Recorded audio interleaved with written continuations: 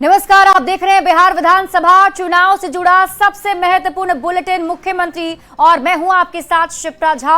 तो चलिए बिना देरी के शुरू करते हैं बिहार विधानसभा चुनाव का पहला चुनावी बुलेटिन मुख्यमंत्री। लालटेन वालों ने जंगल राज दिया, अब हम लोग कभी उसके साथ नहीं जा सकते हैं। एक मौका तेजस्वी को दीजिए, वैकेंसी ही नहीं है। और मुख्यमंत्री की शुरुआत इस वक्त की बड़ी खबर के साथ करेंगे। चुनाव की तैयारी में जुटे सीएम नीतीश कुमार ने सीएम आवास पर जेडीयू की बड़ी बैठक की। सीएम ने पार्टी नेताओं के साथ चुनावी तैयारियों को लेकर चर्चा की है। खास बात है कि इस बैठक में जिला स्तर के नेता भी पहुंचे थे, जिनके साथ चुनाव पर मंथन हुआ है। और न्यूज 18 संवाददाता आनंद अमृतराज अधिक जानकारी के साथ जुड़ गए हैं।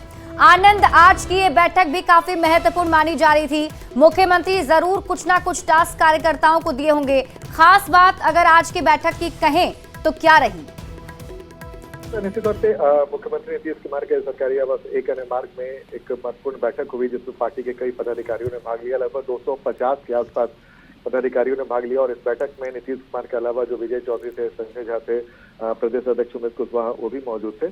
और इन लोगों ने पदाधिकारियों के साथ महत्वपूर्ण बैठक की और बैठक में इस बात की जानकारी भी ली गई कि आने वाले विधानसभा चुनाव को लेकर जमीनी स्तर पर जेडीयू की स्थिति क्या है। कई सारे पदाधिकारियों ने जमीनी स्थिति के बारे में बताया कि कहाँ कुछ कमियां हैं या फिर कहाँ कुछ मजबूतियां हो सकती हैं आने वाले समय में अगर कुछ और कार्य किया जाए तो। इसके अलावा मुख्यमंत्री को ये भी बताया गया कि जो सरकार के विकास कार्य हैं वो भी जनता तक हम लोग सही तरीके से पहुंचा रहे हैं। और जिसके बाद फिर मुख्यमंत्री ने बोलना शुरू किया तो उसमें उन्होंने कहा कि 2025 में फिर से एनडीए की सरकार बने और जो हमारा लक्ष्य है 225 उसको पार करना है। और इसके लिए आप लोग पूरे तन्मयता से जुड़ जाइए। और ठीक है आनंद, आप इस खबर पर नजर बनाकर रखिए। शुक्रिया इस अपडेट के लिए। और मुख्यमंत्री में अब बात करेंगे उप मुख्यमंत्री पद की, जिस पर दावेदारी की है वीआईपी प्रमुख मुकेश सहनी ने। दरअसल न्यूज 18 से खास बातचीत में मुकेश सहनी ने एक बार फिर से कह दिया है कि महागठबंधन अगर जीता तो डिप्टी सीएम पद उनका ही होगा। अब मुकेश सहनी की दावेदारी ने कांग्रेस की परेशानी बढ़ा दी है। आज में डिप्टी सीएम के रूप में देखेंगे। खुद को सन ऑफ मल्लाह कहने वाले मुकेश सहनी बिहार की 60 सीट पर चुनाव लड़ेंगे और अगर महागठबंधन जीत गया तब तो डिप्टी सीएम का पद भी उन्हीं का होगा। ये दावा खुद मुकेश सहनी ने किया न्यूज 18 से खास बातचीत के दौरान। इन चुनावों में मान लीजिए आप जीत जाते हैं तो मुकेश सहनी किस रूप में उनको दिखेंगे? राज्य में डिप्टी सीएम के रूप में देखेंगे। कर्पूरी ठाकुर जी के बाद बिहार में कोई दूसरा अति पिछड़ा में लीडरशिप उभरा हुआ है। 37% वोट का नेतृत्व करेंगे और उनका अपना भाई, अपना बेटा डिप्टी चीफ मिनिस्टर बनेंगे। उनका आरक्षण के पिछले 12 सालों से खून पसीना बहा के संघर्ष कर रहे हैं, लड़ाई लड़ रहे हैं। आज किसके लिए लड़ाई लड़ रहे हैं? उन्हीं के लिए लड़ रहे हैं। नहीं तो मैं तो मंत्री बन चुका था, मेरे पास विधायक था, मैं चाहता तो बीजेपी को मोदी जी जिंदाबाद करता तो उनके साथ सेटल रहता। पर आपने तो ये कहा है कि आप मोदी जी जिंदाबाद करेंगे अगर अति पिछड़ा निषाद को उस वर्ग में शामिल कर दिया जाए। हाँ। तो अगर वो कर देते हैं तो आप महागठबंधन छोड़ के उनके पास चले जाएंगे? प्राण तक दे देंगे भाजपा को। अगर मोदी जी आरक्षण लागू कर दे इलेक्शन से पहले तो हमसे प्राण मांगेंगे तो हम दे देंगे, जान दे देंगे। सिर्फ मुझे जाने का क्या बात है और हम ना जाए, लेकिन निषाद समाज सारे के सारे वोट बीजेपी को कर देंगे। सहनी ने आरक्षण देने पर मोदी के लिए प्राण देने वाला बयान भी दोहराया। सहनी सरेआम महागठबंधन में खुद को दूसरी बड़ी पार्टी बता रहे हैं जो कांग्रेस को नागवार है। बीजेपी जेडीयू के ऊपर कोई कटाक्ष है उनकी आलोचना करने के बजाय और कांग्रेस के ऊपर आधारहीन आरोपों को लेकर मीडिया में बात करते हैं, ये समझ में आता है कि उनकी नीयत क्या है। ये सब चीज़ें कांग्रेस को अस्वीकार्य है। इस तरह की बयानबाजी न आगे हो। तो आरजेडी के मुख्य प्रवक्ता शक्ति यादव मुकेश सहनी के बयान का संदर्भ समझा रहे हैं, जरा सुनिए।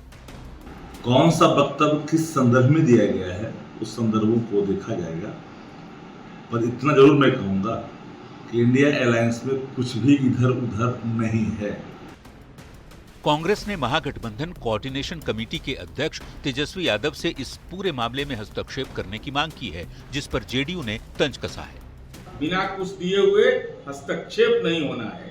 इसलिए वीआईपी पार्टी हो अथवा कांग्रेस पार्टी हो, तेजस्वी शरणम गच्छामि के साथ साथ मुस्कुराता हुआ चेहरा, कुछ न कुछ दान द्रव्य में जमीन दे दीजिए, कुछ दे दीजिए, वही बचाव का रास्ता है।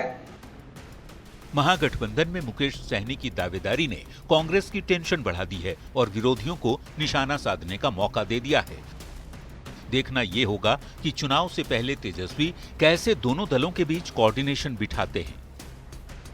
पटना से संवाददाता संजय कुमार के साथ ब्यूरो रिपोर्ट, न्यूज़ 18।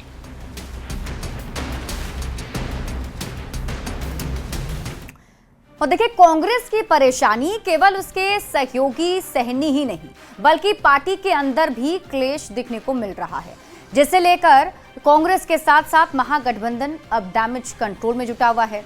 ये रिपोर्ट देखिए।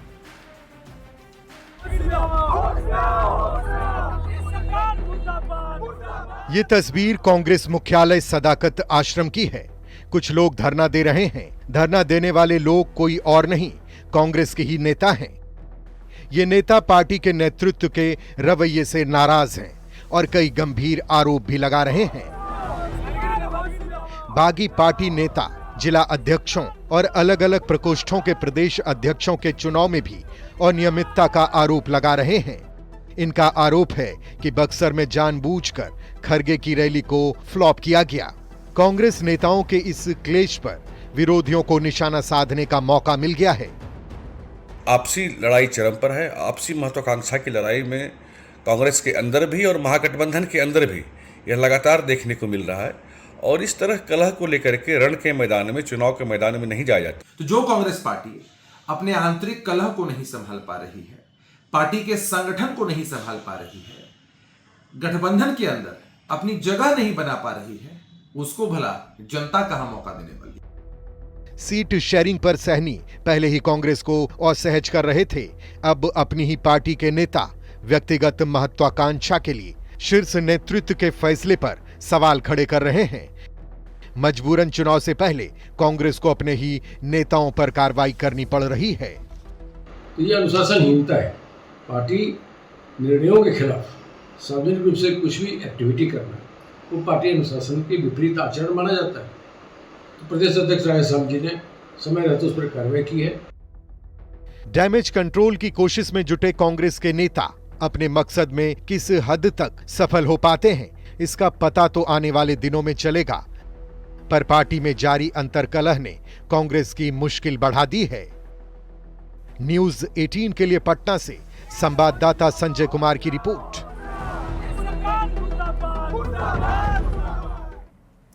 तो पटना में पोस्टर पॉलिटिक्स जोर पकड़ती जा रही है और पहले जेडीयू के दफ्तर में पीएम मोदी की तस्वीर लगी और अब बीजेपी के ऑफिस में नीतीश कुमार का चेहरा नजर आ रहा है। एनडीए पोस्टर के जरिए अपनी एकता का संदेश दे रहा है, पर विरोधी इसे एक साजिश बता रहे हैं।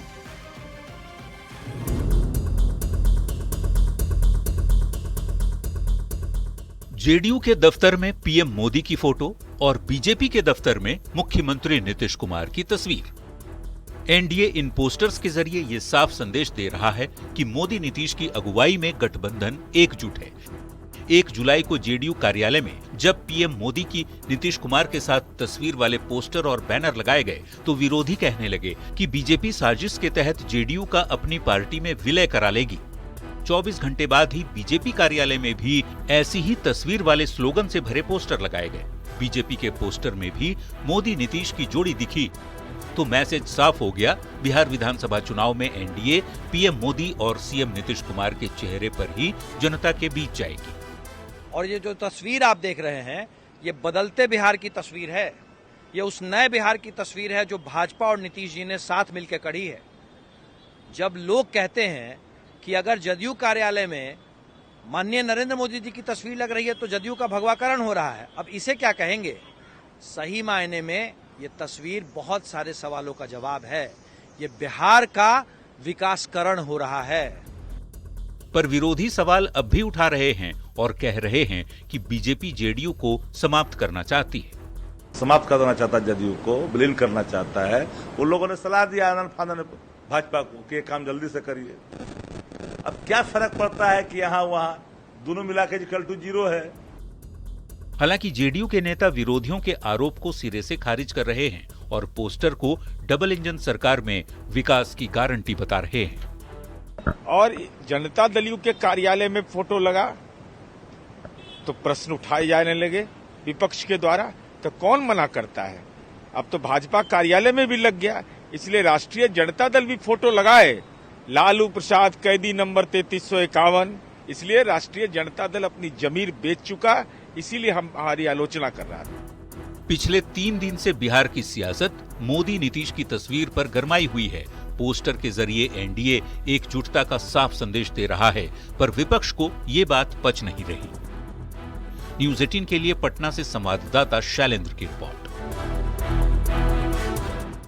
और मुख्यमंत्री में अब आपको सुनाते हैं बयान बवाली, यानी ऐसा बयान जिस पर बवाल मच गया। बिहार के डिप्टी सीएम सम्राट चौधरी पूर्व डिप्टी सीएम तेजस्वी यादव को नहीं जानते, वो उन्हें पहचानते ही नहीं है। जी हां, ये बयान उन्होंने खुद दिया है। बयान आखिर क्यों दिया गया, आप इस रिपोर्ट में देखिए। नहीं, तेजस्वी को मैं चिंता ही नहीं हूं। चिन्हना बिहार की ठेठ बोली का एक शब्द है जिसका मतलब है पहचानना। और बिहार के डिप्टी सीएम सम्राट चौधरी ने बिहार के पूर्व डिप्टी सीएम तेजस्वी यादव को चिन्हने से इनकार कर दिया है। नहीं, तेजस्वी को मैं चिंता ही नहीं हूं। फिर मैं बोल रहा आपको, मैं एक ही आदमी को चिंता हूं जिसने बिहार में अराजकता फैलाया, गुंडागर्दी फैलाया, आज भी 20-25% वोट लेके बैठे हैं। उसका नाम है लालू प्रसाद जी, जो पूरा देश जानता है कि वो पंजीकृत अपराधी हो चुके हैं। तो जिस पार्टी का नेतृत्व ही एक पंजीकृत अपराधी हो, चारा चोर हो, तो उसके बाद कुछ बचता नहीं है। सम्राट ने कहा कि मैं तेजस्वी यादव को नहीं पहचानता, मैं लालू प्रसाद को जानता हूं जो पंजीकृत अपराधी हैं। लालू प्रसाद चारा चोर हैं। लालू और नीतीश में एक फर्क है, लालू विनाशकारी हैं, नीतीश विकासकारी हैं। आरजेडी ने सम्राट के बयान को उनकी बेचैनी का नतीजा बताया।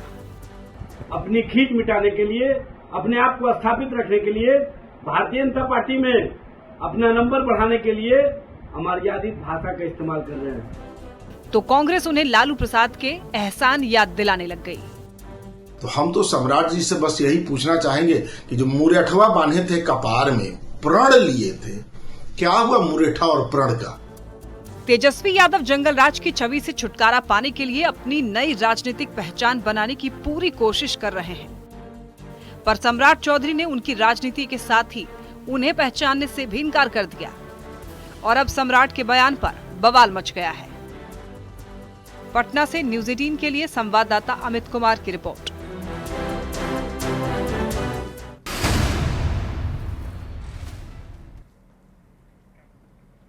और मुख्यमंत्री में अब वक्त है एक रोचक चुनावी जानकारी की। क्या आप जानते हैं कि एनडीए का गठबंधन कब हुआ था? एनडीए गठबंधन जिसमें सीएम नीतीश कुमार की जेडीयू, बीजेपी समेत हम, एलजेपीआरवी और आरएलएम शामिल है। तो जवाब है महीना मई का था और साल था 1998। एनडीए के पहले संयोजक जॉर्ज फर्नांडिस बने थे। जॉर्ज फर्नांडिस के बाद शरद यादव को इसका संयोजक बनाया गया। बाद में उन्होंने भी इस्तीफा दे दिया।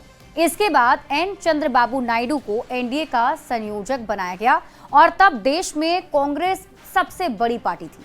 उसे हराना किसी एक पार्टी के बस की बात नहीं हुआ करती थी, इसलिए विपक्ष की 16 पार्टियां एक साथ आईं और एक गठबंधन बनाया। गठबंधन का नाम दिया गया नेशनल डेमोक्रेटिक अलायंस यानी एनडीए। इस गठबंधन का एक ही मकसद था, सत्ता की कमान कांग्रेस से छीन लेना।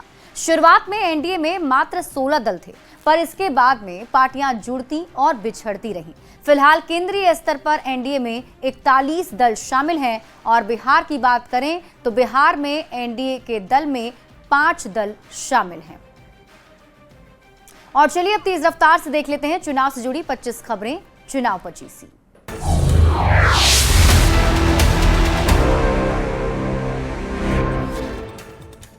जेडीयू एमएलसी नीरज कुमार ने आरजेडी को बताया राज्य जलाऊ दल। तेजस्वी यादव के 20 महीने मांगने पर भी साधा निशाना।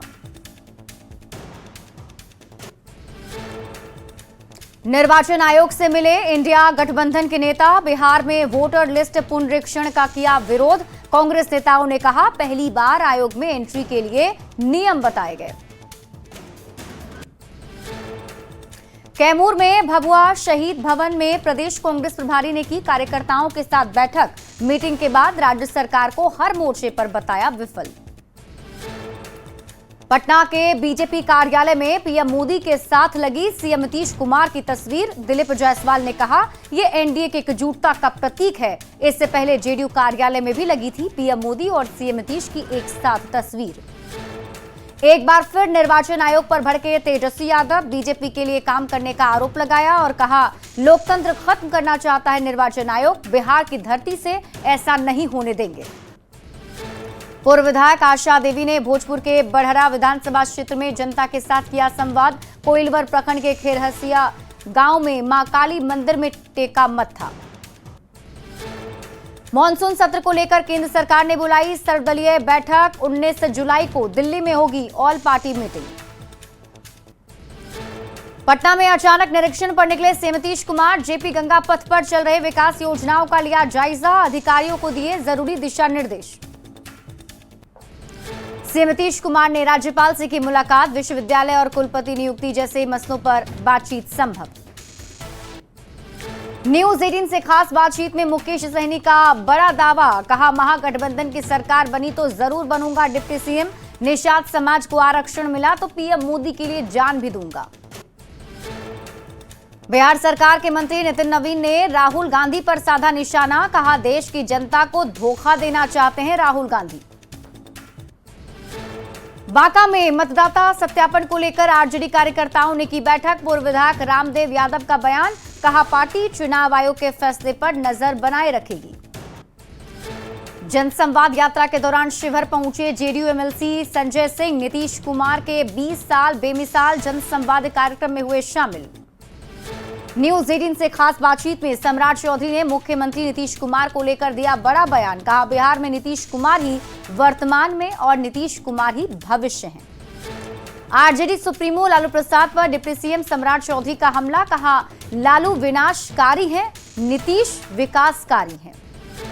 डिप्टी सीएम सम्राट चौधरी के बयान पर बिहार कांग्रेस अध्यक्ष राजेश राम का भी पलटवार। कहा कौन कितना विकास कर रहा है ये किसी से छुपा नहीं है। जेडीयू के वरिष्ठ नेता केसी त्यागी ने सम्राट चौधरी के बयान का किया समर्थन। कहा नीतीश विकास और लालू विनाश के प्रतीक। डिप्टी सीएम सम्राट चौधरी का तेजस्वी यादव पर निशाना। कहा मैं तेजस्वी यादव को नहीं पहचानता, मैं लालू प्रसाद को जानता हूं जो पंजीकृत अपराधी हैं। जेडीयू एमएलसी नीरज कुमार ने आरजेडी का एक और नया नामकरण किया। आरजेडी को बताया राज्य जलाओ दल। वोटर लिस्ट में संशोधन पर राहुल गांधी के सवाल पर नितिन नवीन का पलटवार। कहा देश की जनता को धोखा देना चाहते हैं राहुल गांधी। बिहार की सभी 243 सीटों पर दम दिखाएगी आम आदमी पार्टी। बीजेपी का तंज दिल्ली से भगा दिया लेकिन मन नहीं भरा। निशांत कुमार के चुनाव लड़ने पर विधायक गोपाल मंडल का बड़ा बयान। कहा निशांत पार्टी में नहीं आएंगे तो मच जाएगा भगदड़। चुनावी रणनीतियों को धार देने में लगे सीएम नीतीश कुमार। एक अणे मार्ग में जेडीयू नेताओं के साथ की बैठक। जिला स्तर के नेताओं से भी की बातचीत। न्यूज 18 से एक्सक्लूसिव बातचीत में चिराग पासवान का बड़ा बयान। कहा मैं डिप्टी सीएम नहीं बनना चाहता हूं, मुझे किसी पद का कोई लोभ नहीं। मतदाता सत्यापन को लेकर कांग्रेस का फिर से निर्वाचन आयोग पर हमला। कहा 1 महीने में नई वोटर लिस्ट बनाना असंभव। ये सिर्फ बिहार की लड़ाई नहीं, 8 करोड़ वोटर्स से उसका हक छीनने की कोशिश है।